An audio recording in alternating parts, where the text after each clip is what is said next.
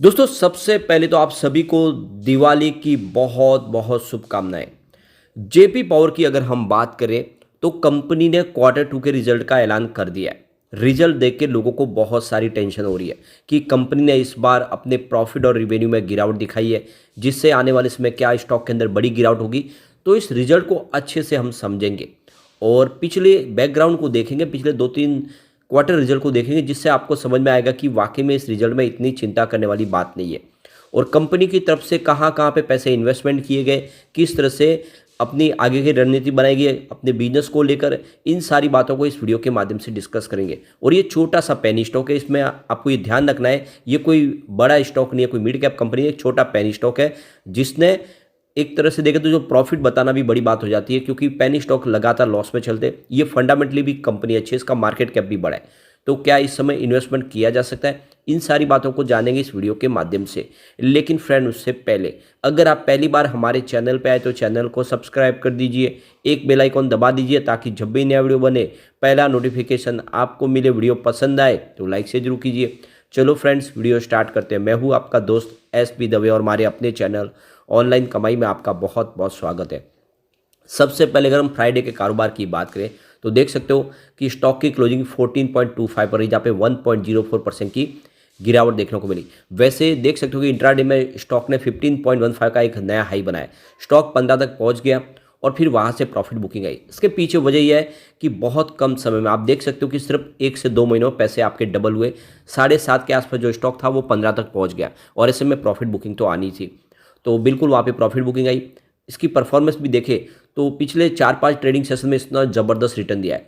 6 नवंबर को देखें तो स्टॉक 12.40 के आसपास था, 8.3% की तेजी बनी। और 7 नवंबर को स्टॉक सीधा पहुंच गया 14.20 पर 14.5% की ज़बरदस्त तेजी के साथ। यानी आप देख सकते हो कि सिर्फ 2 ट्रेडिंग सेशन में ही लगभग 22-23% की ज़बरदस्त तेजी। उसके बाद 8 नवंबर को आ गई प्रॉफिट बुकिंग, स्टॉक आया फिर से 13.85 के आसपास 2.5% की गिरावट के साथ। लेकिन फिर से 9 नवंबर को ज़बरदस्त तेजी बनी, 14.40 के आसपास स्टॉक आया 4% की शानदार तेजी के साथ। और फिर 10 नवंबर को प्रॉफिट बुकिंग फिर से आई, स्टॉक 14.20 के आसपास आया 1.4% की गिरावट के साथ। तो ज़बरदस्त प्रदर्शन किया। अब इस रिजल्ट को हम पिछले 2-3 क्वार्टर के साथ कंपेयर करके देखेंगे। वैसे तो आपने देखा, हमने रिजल्ट ऑलरेडी डिस्कस कर लिया है कि इस बार ईयर ऑन बेसिस पे या क्वार्टर ऑन क्वार्टर बेसिस पे कंपनी के रिवेन्यू और प्रॉफिट में गिरावट हुई है। लेकिन इसको हम देख सकते हैं कि दिसंबर क्वार्टर के साथ कंपेयर करके देख लेते हैं, तो आपको समझ आया कि रिजल्ट कैसा है। तो इस बार जो टोटल सेल्स है वो 1350 करोड़ के आसपास था। जून क्वार्टर में ये 1708 करोड़ के आसपास था। यानी क्वार्टर टू जो है क्वार्टर वन के मुकाबले कमज़ोर है, ये दिख रहा है आपको क्लियरली। लेकिन अगर हम इसको दिसंबर क्वार्टर से जोड़ें 2022 से, तो सेल्स 1201 करोड़ के आसपास था। तो आप क्लियरली समझ सकते हो कि उस हिसाब से सेल्स बढ़ा है। यानी दिसंबर क्वार्टर के मुकाबले ये आपको सेल्स जो है क्वार्टर टू में बढ़ता हुआ दिखाई देगा। अब यहाँ पे अगर हम कंपनी के ऑपरेटिंग प्रॉफिट को देखें तो इस बार 411 करोड़ का ऑपरेटिंग प्रॉफिट हुआ है। ये कम है जून के मुकाबले, यानी क्वार्टर वन में 521 करोड़ का ऑपरेटिंग प्रॉफिट था। तो उस हिसाब से कह सकते हैं कि ऑपरेटिंग प्रॉफिट गिरा है। लेकिन अगर हम दिसंबर 2022 की बात करें तो ऑपरेटिंग प्रॉफिट मात्र 10 करोड़ के आसपास था। उस हिसाब से देखें तो इसमें बहुत ज़बरदस्त जंप देखने को मिल रहा है। यानी जो आप देखें तो 10 करोड़ के आसपास का जो ऑपरेटिंग प्रॉफिट था वो 400 करोड़ को क्रॉस किया है, और वो भी 3 क्वार्टर के अंदर। तो आप ये समझ ही सकते हो कि परिणाम बेहतर ही है, उतना खराब नहीं है।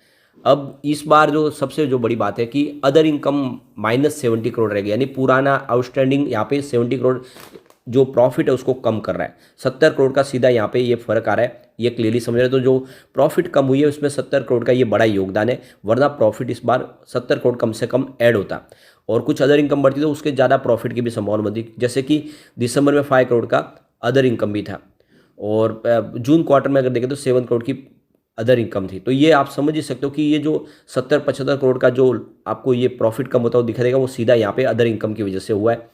अब यहाँ पे देख सकते हो कि प्रॉफिट बिफोर टैक्स इस बार 108 करोड़ के आसपास रहा है। पिछले क्वार्टर के मुकाबले काफ़ी कम है, क्योंकि क्वार्टर वन में तो ये 294 करोड़ के आसपास था, ज़बरदस्त था। यानी देख लो पिछला क्वार्टर काफ़ी बेहतर था कंपनी के लिए, इस बार उतना शानदार प्रदर्शन नहीं किया। अब दिसंबर से जोड़े तो देख सकते हो कि दिसंबर में तो कंपनी को 238 करोड़ का भारी लॉस था। तो बहुत बड़े लॉस से कंपनी प्रॉफिट में आ गई, यही बड़ी बात हो जाती है। अब नेट प्रॉफिट आफ्टर टैक्स को भी देखें तो इस बार 69 करोड़ का टोटल नेट प्रॉफिट है। वैसे इसमें ये अगर आप देखें 70 करोड़ के आसपास का यहाँ पे जो इस बार अदर इनकम में जो माइनस हो गया, अगर वो नहीं होता तो प्रॉफिट 140 करोड़ के आसपास आराम से रह सकता था।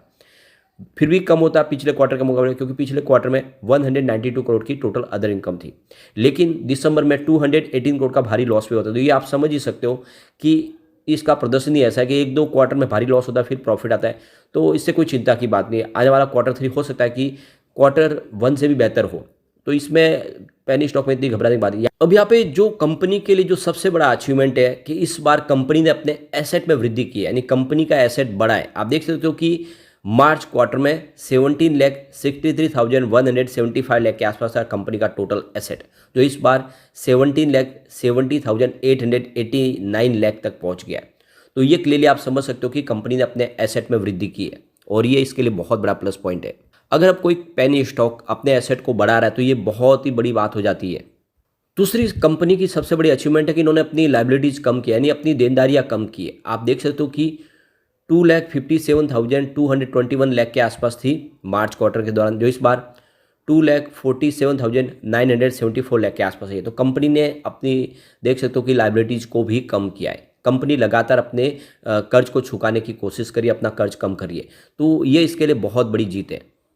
यहाँ पे एक बड़ी गौर करने वाली और बात है, इस बार कंपनी ने यहाँ पे देख सकते हो कि करीब 1,500 लाख US डॉलर की जो बैंक गारंटी SBI को दी है, क्योंकि जिन्होंने जो कर्ज लिया हुआ स्टेट बैंक ऑफ इंडिया से, उसके एवज में इन्होंने बैंक गारंटी दी है। और टोटल अब यहाँ पे आउटस्टैंडिंग देखें तो ये करीब 70,333 लाख के आसपास है।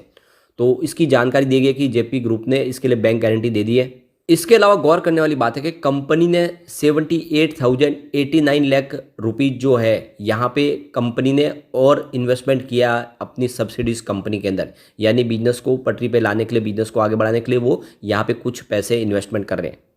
इसके अलावा कंपनी ने जानकारी दी है कि कंपनी कोल माइनिंग एक्टिविटीज कर रही है आंध्र प्रदेश के अंदर। तो आप देख सकते हो कि आंध्र प्रदेश के अंदर कंपनी की सैंड कोल माइनिंग की एक्टिविटीज़ है।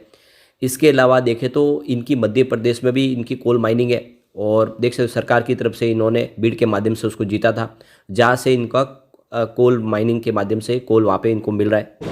इसके अलावा कंपनी ने इस क्वार्टर के दौरान 515 लाख रुपीज़ का लोन प्रोवाइड किया है अपनी सब्सिडीज़ को। इसके अलावा 985 लाख रुपीज़ की देखो इक्विटी शेयर के माध्यम से यहाँ पे जो अलॉट किए शेयर अलॉट किए हैं अपनी सब्सिडीज़ को। तो बीना माइंस एंड सप्लाई लिमिटेड जो इनकी कोल माइंस कंपनी है, तो वहाँ पे भी इन्होंने कुछ इन्वेस्टमेंट किया है। तो कुल मिला के देख सकते हो कि इस रिजल्ट में उतनी कमजोरी नहीं है जितनी हमें दिख रही है। कुल मिला के ये कंपनी पहले भी लॉस के रिजल्ट दिखा चुकी है, इस बार तो प्रॉफिट है, आने वाले समय फिर से प्रॉफिट हो सका।